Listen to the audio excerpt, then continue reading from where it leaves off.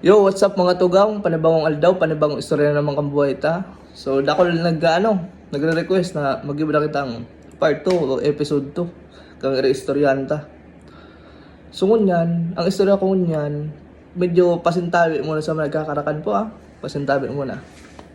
Ta ining istorya ko, elementary days ni. Grade 2 akad to. Di yun na yan.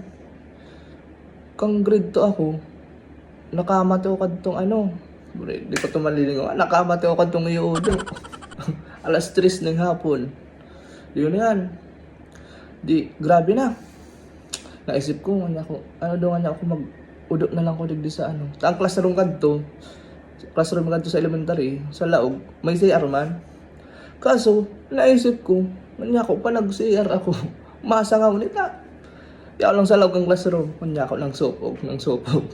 Dinarat ko na mag-alas 4. Ganyan, grabe yung pugol ko. Duros-duros pa ka to, grabe papugol. Di na yan, mag-abot ang alas 4. Ganyan ako, yes, alas 4 na. Maurula naman niya ako. Di na yan, tindog na kami, kuha na kang bag. Sumabi na so, advisor me. Magpawalat sa mga sweepers. Putang patay. Kanya ako ni sweepers ako niyan, wibis.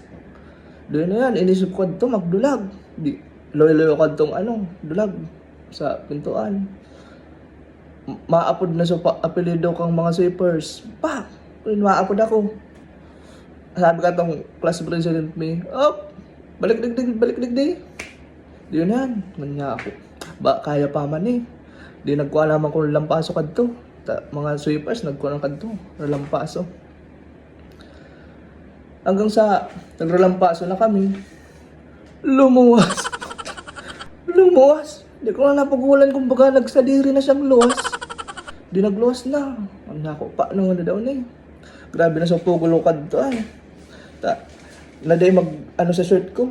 Mag-rus-rus. Di mag-rus-rus sa shirt ko. Grabe na sa pugul ko. Di na yan. Maparong katong kaklase ko.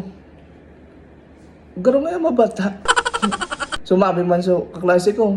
Saro, baka nga sa Florowax, expired na yung Florowax na bakal ta. Kaya mabata.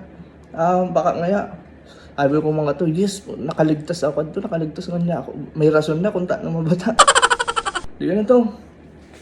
Kaso, ang problema, sa sarap kong kaklase, maglampasa siya. So, dadara-dalagan bagang